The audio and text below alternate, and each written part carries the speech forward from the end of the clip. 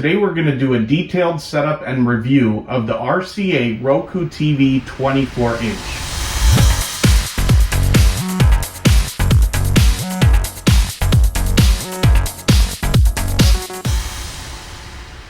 Welcome back. I'm Kevin K from kevink.com, and on this channel I do a lot of product reviews, social media tutorials, and a lot of live streaming. So if you're new here, consider subscribing.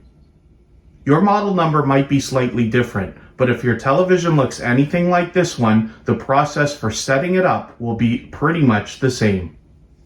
It's nice to notice that this particular television is packaged extremely well. The screen is protected, and these individual full-size pieces of styrofoam are going to protect the unit if you wanted to transport it to different locations. Of course, the box has a handle on top, and then inside they've given us a Ziploc bag that includes our remote, batteries, screws, and our instruction manual. You can use different mounting options for this particular television. I'm going to be using the feet, which are located right here. I'm using the styrofoam that came with the unit to protect the screen while I install the feet. The screws we're going to use take a standard size Phillips head screwdriver. When setting up electronic devices like televisions or computer monitors, I try to leave some of these plastic coverings intact just to save from fingerprints that are going to get all over the device in the beginning. But in the case of these feet, I'd recommend removing them before we install them. You're going to notice that the feet for the television have a long side and a short side. We want to make sure that the long side goes towards the front of the unit like this. I'll use the included screws one at a time for each of the feet. The screws should go in nice and easy, and they'll stop on their own when you've tightened enough. You definitely don't want to overdo it. It's the same thing for the other side. I always leave links in the descriptions of my product review videos. I'll do the same here in case you want this television, the batteries, an extra remote, or an adjustable screwdriver like this. Now we're going to take the remote control, and you'll just slide the panel off with a little press there. We'll get our batteries ready to go. And a lot of the new electronic devices have the batteries pointing the same direction, so you just want to double check that. And these are some basic batteries, so I'd think about getting some more batteries ready to go. Now I'm going to remove the plastic tape before plugging in the machine. When we look at the back of this television, we see that your power cord is actually attached to the unit. You have your audio video connections underneath here, and then a reset button, headphone jack, as well as your HDMI connections, cable, optical, and USB.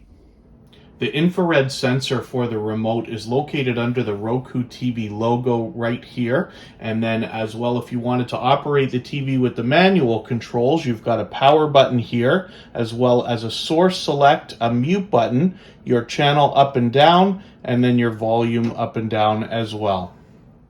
Your television might power on as soon as you plug in to an electrical outlet, but I'm just going to turn mine on with the remote. I'll be using English, so I'll click OK. I happen to be in Canada, so I'll accept this selection.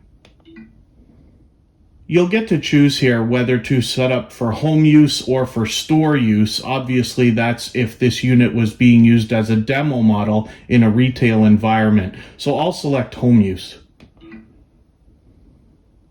Right away, it's searching for wireless networks. If you don't see your network listed, you can scroll down to private network or scan again to see all networks. And if you'd like to, connect to the internet later.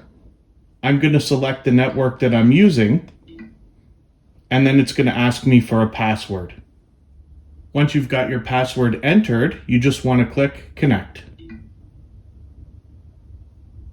It's checking the wireless connection, and it sees that there's an internet connection available. Your television will likely update like this one. I'm going to accept the update so that I have the latest version of the software or firmware before using my television. And we're almost done with the update. It looks like the machine's going to restart.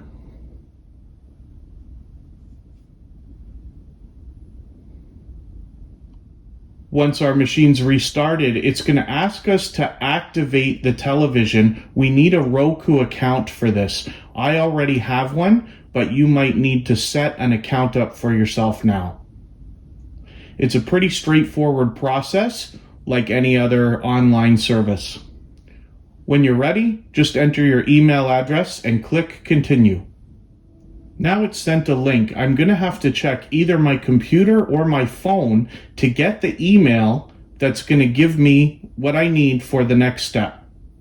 Your email might look similar to what I've got here. I'm going to click Activate Device. You can rename your television if you'd like to, but I'm going to leave mine the way it is. I'm going to get ready to accept the terms and let it know which room of the house I'm going to be using this television in. For argument's sake, we'll just say living room for today. The next step is giving us the opportunity to add more channels to our Roku home screen. I'm going to skip this and just click Continue. Looks like my setup's complete, and I'm going to get the Roku app from the App Store in a moment. I'm in the App Store on my iPhone. I'm just going to search for Roku TV, and here it is. I'm going to get the Roku app. Once the Roku app has finished downloading, I'm going to open it. And now we're inside the Roku app. I'm just going to get started. I'm going to click Continue. And it's just giving us a little bit of an introduction. We're going to click Next. It's going to let us know that we can use our phone to control our Roku devices, like our TV. Click Next again. And then to turn on notifications for offers and things like that, you can do that if you'd like. I'll skip it for now, and we're into the app. I'm already logged into the Roku app, but you'll be able to do that if you need to. Once you're logged into the Roku app, you could just hit Devices, and it's automatically going to find your Roku TV as long as your phone or other device is connected to the same network as the Roku TV. That's a very important thing to double check. I'm going to click on my 24-inch Roku TV, and we're ready to go. We see that the app allows us to use the remote or add some channels or think about using media from our phone. If you'd like to use your phone as a remote, you can just click on the remote, and then it's going to give you a couple of tips and tricks, but you can select channels right from here if you'd like to. If you'd like to add channels to your Roku TV through the app, you can just click on Channels here and go to Channel Store, and this is going to give you an opportunity to add things from here. If you'd like to add channels to your Roku TV, like YouTube, for instance, you'll need to log into your Roku account from a browser, either on a phone or a computer, and make sure that you have the option to add channels with or without the PIN based on your preference. You might need to set that PIN. It is a different PIN than you're going to use for parental controls. So you'll just need to add your email address, password. You can choose for it to remember you. Hit the captcha if you see it, and then submit. Now it's saying, let's connect your devices. I'll grab my remote and click OK. If you wanted to connect any other devices like a game console or cable or a Blu-ray player, anything like that, this is where you'd want to do that. I'm going to skip this step. And it looks like my television's all set up. There's a lot of free content included on this Roku TV. When I hit the featured free area, you see a lot of free television available if you have an internet connection like I do right now. That's outside of the Roku channel. We can get to this here or from the home screen. When I hit the Roku channel, now I'm able to see even more free content from Roku TV.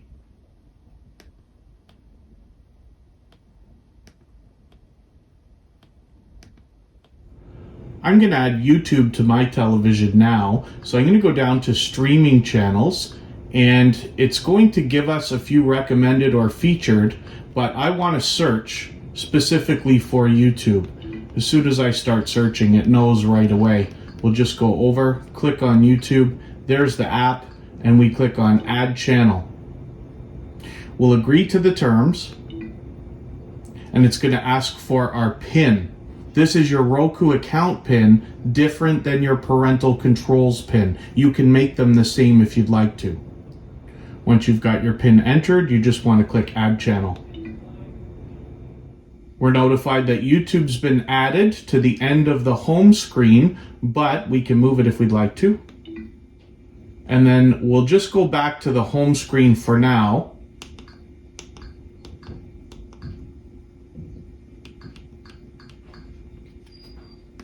And we see that YouTube's been added. You can move this around if you'd like to. I'm going to put it in the first position just by clicking the star. Move channel. And then it's allowing us to move it this way. I'll put it right here, and then I'll enter. And here's YouTube.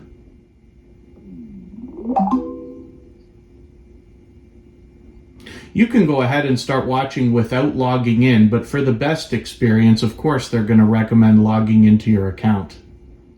You might see a window like this pop up occasionally that will give you the opportunity to decide whether you want to have Roku try to improve your viewing experience by recommending things related to what you've already watched. I use this feature, but you certainly don't have to. If you'd like to see the process for connecting a video game console to your Roku TV via HDMI, I'm preparing a separate video to connect this SEGA Genesis Classic Mini console on this channel. That's a look at an RCA 24-inch Roku TV. I hope you enjoyed watching this video, and I hope you found it helpful. If you did, I'd love it if you give it a thumbs up and share it with anybody who you think might like to see it. Leave a comment down below. Let me know any tips or tricks that you can share with your own Roku TV experience. And if you're brand new to my channel, I hope you'll subscribe and turn on the notification bell so you don't miss my next video. We'll see you soon. From KevinK.com. Take care. Bye-bye.